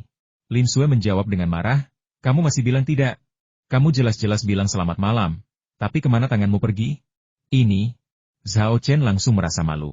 Setelah berpikir lama, ia menjawab, ketika emosi memuncak, kita tak bisa menahan diri. Lin Sue hampir mati tertawa ketika melihat balasan ini. Ya Tuhan, dia tidak bisa menahan emosinya saat emosinya benar-benar memuncak, dia sangat berbakat. Setelah mengobrol sebentar, keduanya mengucapkan selamat malam. Lin Sue pergi mandi dan bersiap tidur, sementara Zhao Chen berjalan keluar dari gerbang kompleks villa. Wanita tulang itu telah menunggu di balik bayangan. Begitu melihatnya muncul, ia langsung menyapanya dengan hormat, berkata, Tuan, hotelnya sudah dipesan. Apakah Anda ingin check-in sekarang? Jangan terburu-buru. Kilatan dingin melintas di mata Zhao Chen. Ayo kita cari warnet dulu dan ungkap si pencuri semut. Kafe internet mudah ditemukan. Ada beberapa di luar area villa, yang semuanya buka 24 jam sehari. Zhao Chen tidak terburu-buru. Ia melihat sekeliling dan menemukan sebuah gang terpencil, tanpa orang dan tanpa kamera pengawas. Dia menyuruh wanita tulang berjaga di pintu masuk gang, sementara dia sendiri yang masuk ke gang, membuka cincin penyimpanannya, mengeluarkan pena, tinta, dan kertas, meletakkan kertas itu langsung di tanah, dan mulai menggunakan teknik kulit lukis untuk melukis kulit manusia untuk dirinya sendiri. Teknik ini, yang dipelajari dari aliran perdukunan, tidak hanya dapat memberikan kerangka dan setan mantel kulit manusia, tetapi juga mengubah penampilan seseorang saat mereka mengenakannya. Tentu saja, seni penyamaran pada akhirnya hanyalah keterampilan kecil. Jika seseorang bertemu dengan seorang ahli yang sangat terampil, mereka dapat melihatnya sekilas, itu hanyalah topeng palsu. Namun kali ini, Zhao Chen tidak harus berhadapan langsung dengan seorang ahli. Paling-paling, lawan akan melihatnya di kamera pengawas. Sekalipun mereka tahu ia sedang menyamar, mereka tidak akan bisa melihat sifat aslinya. Setelah menggambar selama lebih dari 1 jam dan gagal 3 kali, Zhao Chen akhirnya berhasil menggambar kulit manusia. Setelah menyimpan kuas dan tintanya, Zhao Chen menatap kulit manusia di tanah dan melafalkan mantra. Kulit manusia itu terangkat tanpa angin, langsung membungkus Zhao Chen, menutupi seluruh tubuhnya, dan dengan cepat menyesuaikan diri. Perasaan hangat yang aneh muncul dalam diri Zhao Chen, membuatnya merasa sangat nyaman, seolah-olah ia sedang berendam dalam bak mandi dengan suhu yang tepat. Beberapa detik kemudian, kulitnya berhenti menyesuaikan diri. Penampilan Zhao Chen berubah total. Kini, ia adalah seorang pria parubaya dengan wajah keriput, berjuang mencari nafkah, tanpa jejak penampilan aslinya. Lumayan, detailnya sempurna. Setelah mengamati penampilan barunya dengan saksama, Zhao Chen mengangguk puas. Ia lalu mengeluarkan satu set pakaian dari cincin penyimpanannya dan memakainya. Tak ada jalan lain. Seni lukis kulit hanya bisa melukis kulit, bukan pakaian. Begitu kau memakai kulit, kau langsung telanjang bulat. Kalau kau keluar begitu saja, kau pasti akan diundang minum teh oleh polisi. Begitu ia mengenakan pakaian itu, Zhao Chen langsung merasa kepanasan. Ia sudah mengenakan satu set pakaian, dan setelah mengenakan kulit manusia, ia harus mengenakan set pakaian lain. Aneh rasanya kalau ia tidak kepanasan. Sepertinya nanti kalau ganti kulit, sebaiknya lepas baju dulu, desah Zhao Chen. Ia lalu berjalan ke pintu masuk gang dan memanggil wanita tulang, kirimkan alamat hotelnya, lalu bawa kucing putih dan Dangkang pergi. Aku akan ke warnet dulu untuk mengurus semuanya, lalu kita bertemu di hotel. Meskipun Zhao Chen telah berubah total, wanita tulang masih bisa mengenali auranya, terutama dengan kucing putih dan Dangkang yang mengikutinya. Agak terkejut Tuan. Apakah Anda menggunakan teknik penyamaran? Zhao Chen mengangguk dan menjawab, benar. Awalnya, saya berencana menyabotase peralatan pengawasan, tetapi kemudian saya berpikir bahwa meskipun saya menyabotase peralatan pengawasan di warnet, masih banyak perangkat pengawasan di jalan di luar. Akan sulit untuk tidak terbongkar, jadi saya hanya membuat jubah kulit manusia ini. Wanita tulang tiba-tiba menyadari bahwa jika ia, kucing putih, dan Dangkang tetap bersama Zhao Chen, para pencuri semut mungkin akan menggunakan ini sebagai petunjuk untuk melacak Zhao Chen. Kalau begitu, penyamaran mereka akan sia-sia. Maka ia segera menggendong kucing putih dan Dangkang, lalu berkata, Tuan, kami akan kembali ke hotel dulu. Semoga misi Anda berhasil. Setelah wanita tulang dan yang lainnya pergi jauh, Zhao Chen keluar dari gang dan berjalan dengan angkuh ke sebuah kafe internet sambil berkata kepada manajernya, tolong nyalakan komputer untukku. Administrator jaringan itu, tanpa melihat ke atas, berkata, bisakah Anda menunjukkan kartu identitas Anda? Terima kasih. Penampilan Zhao Chen saat ini baru saja digambar. Di mana dia bisa mendapatkan kartu identitas? Tapi dia punya banyak cara untuk menyelesaikan masalah ini. Zhao Chen diam-diam mengaktifkan mantra pengendali pikiran dan berkata, nyalakan mesin. Sebaiknya di ruangan pribadi. Manajer warnet itu hanyalah orang biasa. Bagaimana mungkin ia bisa menolak mantra sihir? Ia langsung menurut baik. Saya akan segera membukakan kamar nomor 6 di bagian A. Terima kasih. Zhao Chen membayar tagihan dan berbalik menuju kamar 6 di bagian A.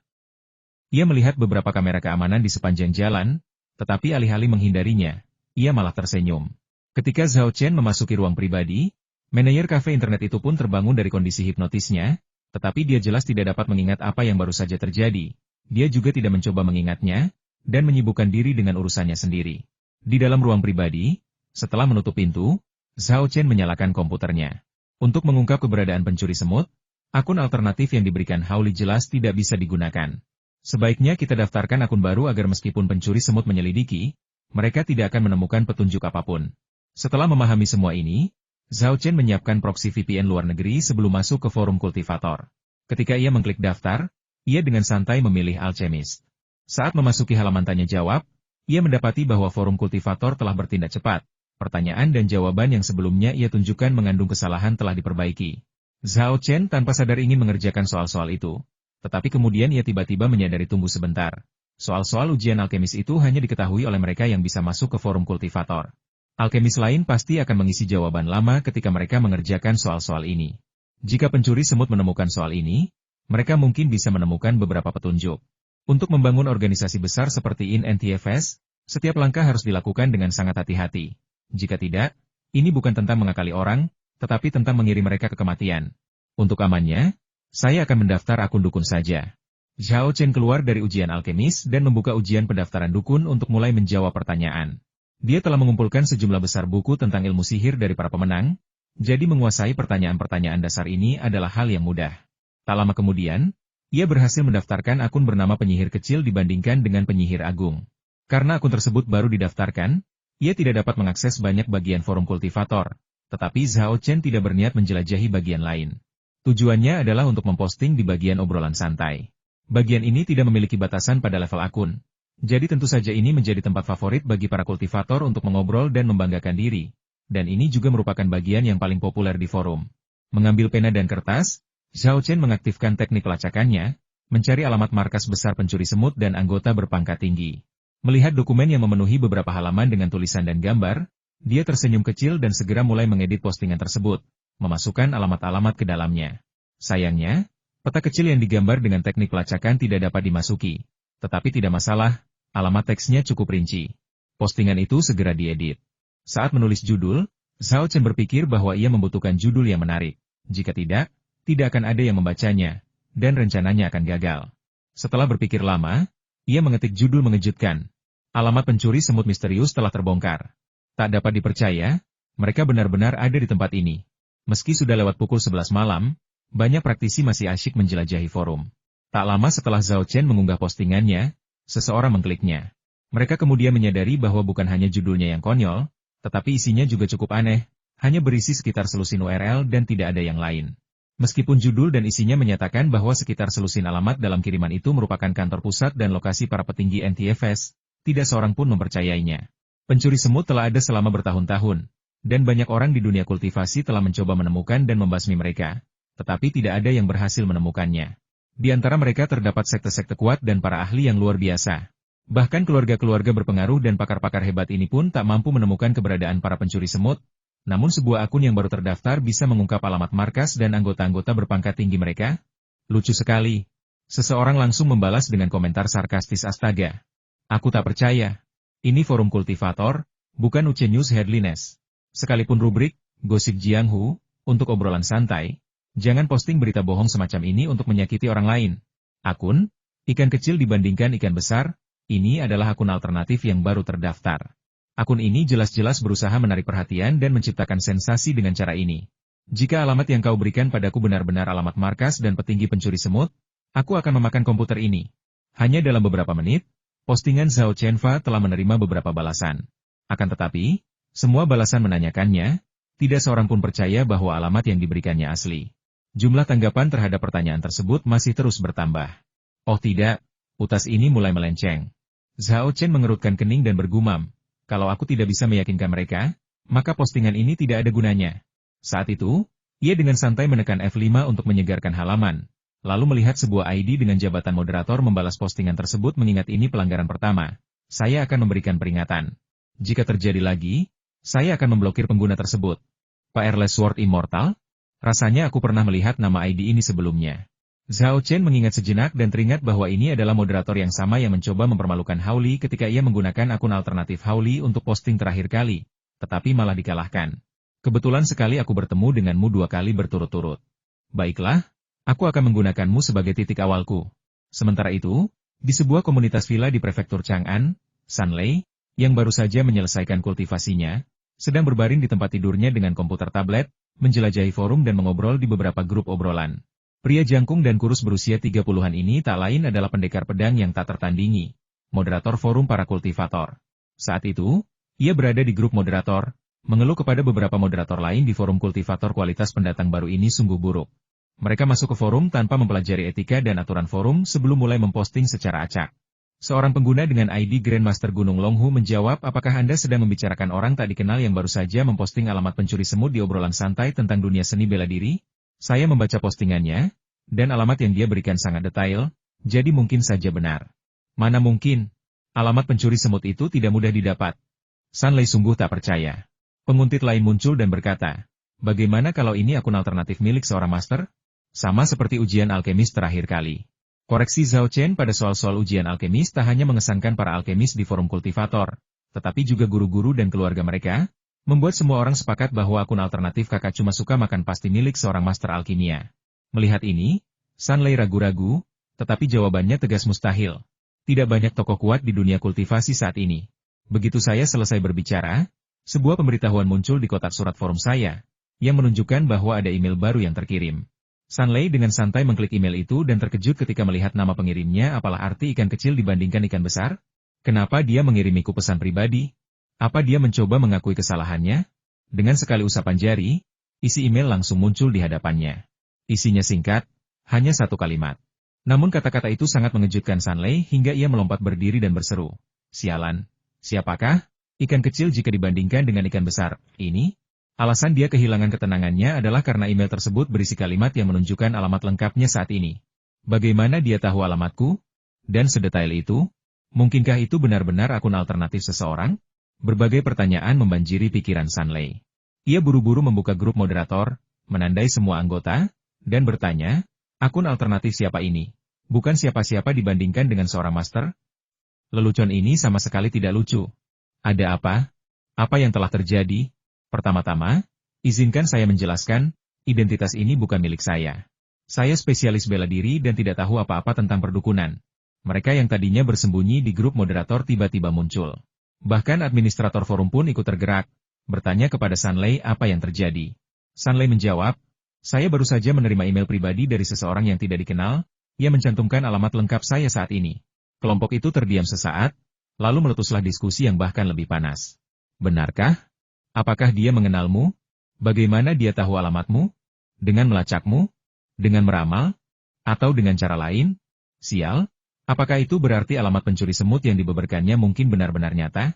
Beberapa moderator langsung mengirimkan pesan pribadi kepada Zhao Chen, dan Zhao Chen tidak mengecewakan mereka.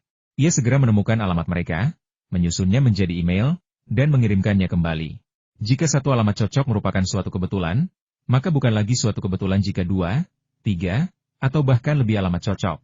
Master Langit Agung Gunung Longhu berseru penuh semangat, "Aku tahu. Iblis kecil ini bukan tandingan seorang yang hebat. Dia pasti seorang guru penyendiri dari aliran perdukunan. Karena dia tidak tahan dengan pencuri semut, kanker di dunia kultivasi ini, dia menggunakan ramalan untuk mencari tahu lokasi markas dan pejabat tinggi mereka." Kalimat ini mendapat sambutan baik dari banyak orang. Kepala stasiun bertindak tegas, memerintahkan, "Cepat, sematkan dan soroti postingan tentang ikan kecil dibandingkan ikan besar.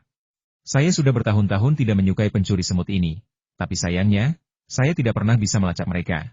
Itulah sebabnya saya belum bisa menghukum kanker ini. Sekarang setelah saya punya alamat-alamat ini, saya tidak takut tidak menangkap mereka. Cepat selesaikan, saya akan membawa anak buah saya dan pergi ke tempat persembunyian pencuri semut terdekat sekarang juga, dan mencoba menangkap mereka lengah."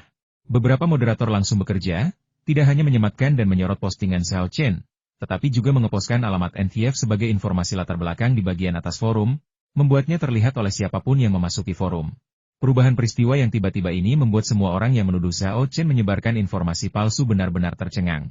Setelah hening sejenak, forum para petani meledak dalam kegembiraan. Banyak orang memposting di bagian forum gosip, menanyakan apa yang terjadi sehingga halaman latar belakang forum tersebut telah diubah sesuatu yang belum pernah terjadi sebelumnya. Berbagai spekulasi muncul silih berganti, dan suasana pun menjadi amat kacau. Apa sebenarnya yang terjadi?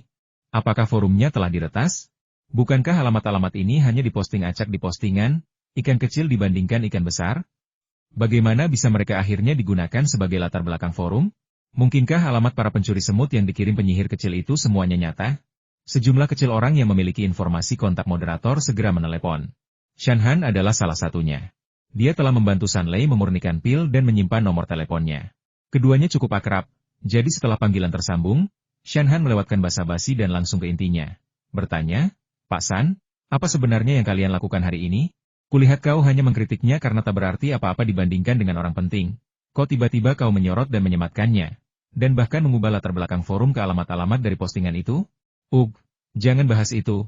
Aku kena tipu lagi setelah mencoba menampar wajah seseorang, kata San Lei sambil tersenyum kecut, menceritakan apa yang baru saja terjadi pada Shan Han.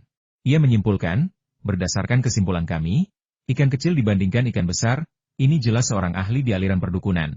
Setidaknya di bidang ramalan, kemampuannya sangat kuat. Dan sebagian besar alamat yang ia berikan kemungkinan besar asli, itulah sebabnya kami melakukan ini, agar lebih banyak orang dapat melihat dan mengetahuinya, lalu membentuk kelompok untuk membuat masalah bagi para pencuri semut.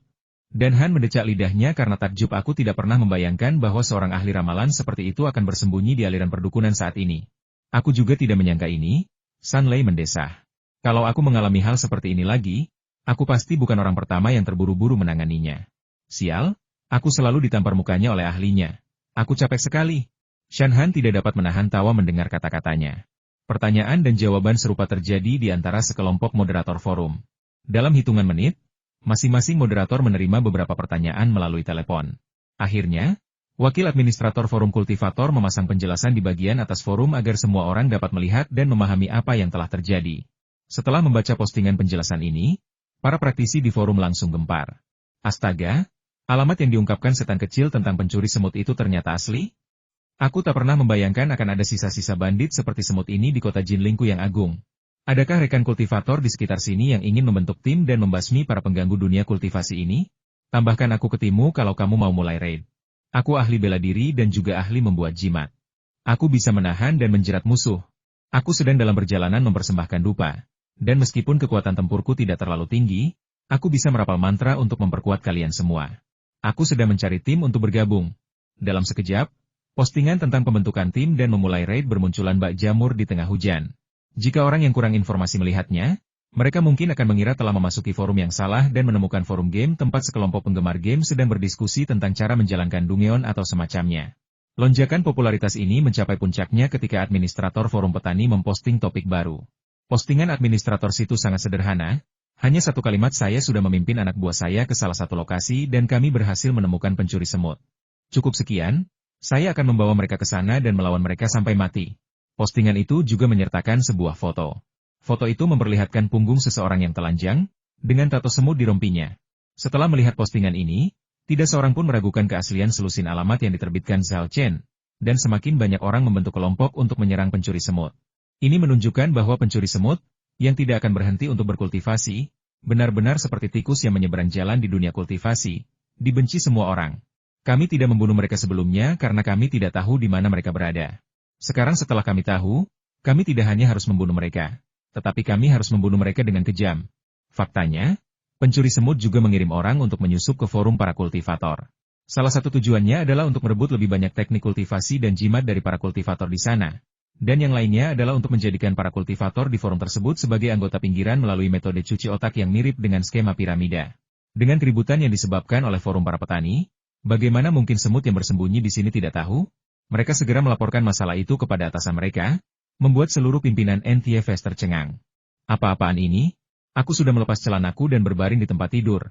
Dan tiba-tiba kau muncul dan memberitahuku keberadaanku terbongkar dan aku harus segera pindah? Awalnya, para petinggi pencuri semut mengira bawahan mereka bercanda, tetapi ketika mereka melihat tangkapan layar alamat yang dikirim oleh bawahan mereka tercengang. Ketika mereka mendengar bahwa orang-orang dari dunia kultivasi berteriak-teriak untuk membentuk tim dan kelompok untuk bertani seperti bos, ekspresi mereka berubah drastis, dan mereka segera pergi. Bercanda, meskipun mereka sangat kuat, mereka tidak cukup kuat untuk menghadapi sekelompok besar kultivator sendirian. Bahkan saat mereka melarikan diri dengan panik, para pencuri tingkat tinggi ini tak lupa mengeluarkan perintah tegas selidiki. Cari tahu siapa yang membocorkan alamat markas dan keberadaan kita. Begitu ketemu, bunuh mereka tanpa ampun. Bagi banyak petani, malam ini ditakdirkan menjadi malam tanpa tidur. Zhao Chen, sang provokator, diam-diam meninggalkan warnet dan melepas mantel kulit manusianya di sudut terpencil. Ia kemudian memanggil mobil dan menuju ke hotel yang telah dipesan oleh wanita tulang. Wanita tulang itu sangat cerdik. Mengetahui bahwa ia tidak cocok tinggal sekamar dengan Zhao Chen setelah ia memiliki kulit manusia, ia memesan 2 kamar yang bersebelahan. Ketika Zhao Chen kembali, ia berdiri di depan pintu untuk menyambutnya dengan hormat. Tuan, saya ada di sebelah. Jika Tuan butuh sesuatu, beritahu saya dan saya akan segera datang. Zhao Chen mengangguk dan berkata, seharusnya sudah baik-baik saja sekarang. Pergilah dan berkultivasi. Kucing putih itu, sambil membawa 2 dangkang kecil di mulutnya, keluar dari kamar wanita tulang dan mengikuti Zhao Chen ke kamarnya. Selama Zhao Chen ada di sekitar, kucing putih itu suka tinggal bersamanya. Menyalakan dupa yang menenangkan, Zhao Chen mulai berlatih teknik penciptaan. Setelah menyelesaikan 1 set latihan, ia mandi, berbaring di tempat tidur, dan mengaktifkan teknik konsentrasi untuk mempelajari isi pengobatan internal pengobatan tradisional Tiongkok. Tidak ada yang dikatakan malam itu. Keesokan harinya, Zhao Chen bangun pagi-pagi dan pergi ke pabrik farmasi. Ia menghabiskan sepanjang pagi mengumpulkan bahan-bahan yang cukup untuk produksi sebulan. Kemudian, ia kembali ke sekolah dan mengumpulkan tanaman obat di kebun 100 herbal sesuai daftar yang dikirim Hao Li malam sebelumnya. Meskipun tanaman obat di Taman 100 Herbal tidak dapat dibandingkan dengan tanaman obat di basis pengobatan tradisional Tiongkok, setelah bertahun-tahun dibudidayakan, tanaman obat tersebut sebanding dengan tanaman obat liar yang telah tumbuh selama puluhan tahun. Direktur MA dari Departemen Pengobatan Tradisional Tiongkok khawatir dengan perubahan ini. Jika tidak, ia tidak akan terus berpikir untuk meminta Zhao Chen membuka kursus untuk mengajarkan teknik budidaya tanaman obat Tiongkok. Setelah mengumpulkan semua tanaman obat, Zhao Chen meninggalkan sekolah dan pergi ke desa tepi danau. Di tengah jalan, dia teringat sesuatu dan bertanya kepada wanita tulang, bisakah kamu mengemudi? Ya, jawab wanita tulang. Waktu aku bersama Reiko, dia mengajariku menyetir. Biasanya kalau kami jalan-jalan, dia akan membiarkanku menyetir sementara dia beristirahat di belakang. Zhao Chen terkejut, kamu menyetir? Apa kamu tidak akan membuat orang takut? Saat wanita tulang bersama Reiko, dia tidak tahu seni mengganti kulit dan selalu muncul dalam bentuk kerangka. Bayangkan sebuah mobil tiba-tiba melaju di jalan. Dan pengemudinya bukan manusia, melainkan tengkorak. Pemandangan ini mengerikan. Wanita tulang itu menjawab, dulu, aku memakai baju dan masker saat mengemudi, jadi kalaupun ada yang melihatku, mereka tidak akan bisa melihat dengan jelas dan tidak akan curiga. Zhao Chen tiba-tiba menyadari jadi begitulah adanya. Sopir taksi itu tak kuasa menahan tawa ketika mendengar ucapan wanita itu, nona cantik, Anda benar-benar bercanda. Mengenakan baju dan masker saat mengemudi, Anda tidak memakai baju sama sekali. Wanita tulang tidak menanggapi, dan Zhao Chen hanya tersenyum dan tetap diam. Sopir taksi itu sama sekali tidak tahu kalau wanita tulang itu dulunya tidak memakai baju. Tentu saja, dulu penampilannya tidak secantik sekarang, bagaikan bunga pelum putih di salju. Dia hanyalah kerangka. Setelah taksi tiba di Lakeside Residence, Zhao Chen tidak membiarkan Bonnie Woman keluar dari mobil. Ia berpesan, ambil kartu yang kuberikan kemarin dan beli mobil. Merek dan model tidak penting, begitu pula harganya. Kuncinya adalah kemampuan off-road yang baik. Setelah kamu membelinya, bawa langsung ke sini untuk menjemputku.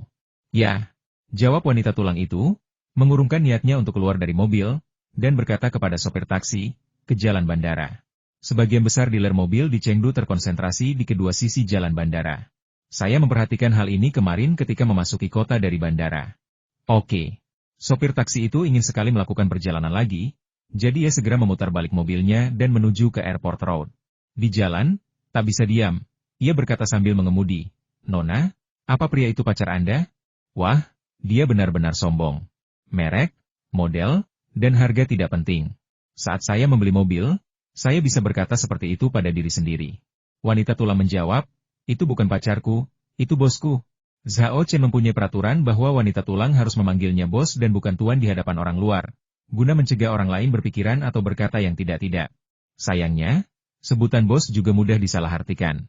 Terutama jika seorang bos melempar kartu kepada sekretaris perempuannya dan memintanya untuk membeli mobil, hal itu justru lebih mungkin menimbulkan pemikiran seperti itu. Sopir taksi itu tak kuasa menahan diri untuk bergumam dalam hati, bos dan sekretaris itu benar-benar bagaikan kayu kering dan api yang berkobar. Wanita tulang itu tiba-tiba mendengus dingin. Hati-hati di jalan. Jangan bertanya apa yang tidak seharusnya kau tanyakan, dan jangan memikirkan apa yang tidak seharusnya kau pikirkan.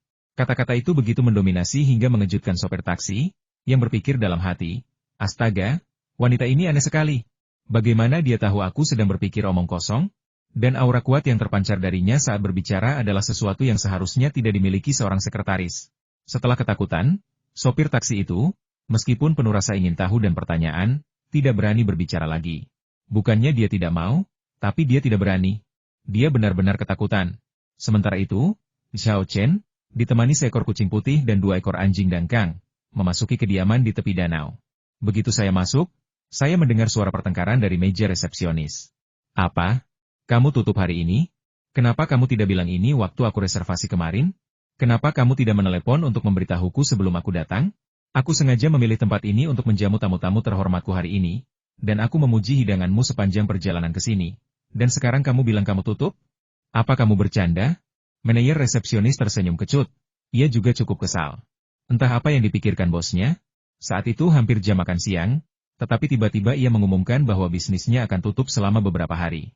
Dan tepat saat mereka akan tutup, sekelompok pelanggan lain yang membawa reservasi datang. Hal ini membuat staf resepsionis berada dalam posisi sulit. Mereka dimarahi dan terpaksa tersenyum sambil menjelaskan, Pak, kami sungguh minta maaf. Bos sedang ada keadaan darurat dan harus tutup selama beberapa hari. Mohon bersabar. Pria parubaya itu hendak membantah ketika seorang pria parubaya bertubuh gempal muncul dari kerumunan di belakangnya, menariknya, dan berkata dalam bahasa Kanton, Tuan Song, tidak apa-apa. Kita tidak hanya tinggal di Provinsi Sichuan sehari saja kali ini. Kalau kita tidak sempat makan kali ini, kita bisa kembali lagi lain kali. Jangan marah-marah dan membuat semua orang merasa canggung. Tuan Song berkata, Direktur Jin, karena Anda sudah datang jauh-jauh ke Chengdu, saya akan mentraktir Anda makanan terlezat di Chengdu. Direktur Jin melambaikan tangannya dan berkata, tapi bos punya masalah mendesak, dan kita tidak bisa memaksanya. Tepat saat keduanya sedang mengobrol, manajer meja depan melihat Zhao Chen dan berlari kecil untuk menyambutnya. Tuan Zhao, Anda sudah tiba. Bos menginstruksikan agar Anda langsung ke ruangannya setelah tiba. Baiklah. Zhao Chen mengangguk dan hendak masuk ke dalam. Tuan Song tidak senang dengan pemandangan ini dan bertanya, mengapa dia diizinkan masuk?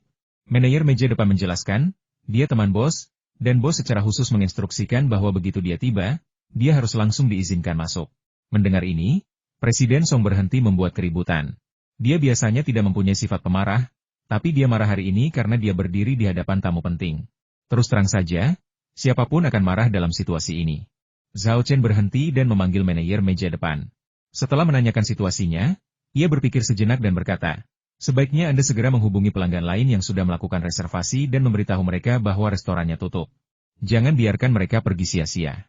Mengenai orang-orang ini, karena mereka sudah ada di sini, silakan masuk. Manajer resepsionis berkata sambil tersenyum kecut, tapi kebanyakan koki sudah pergi.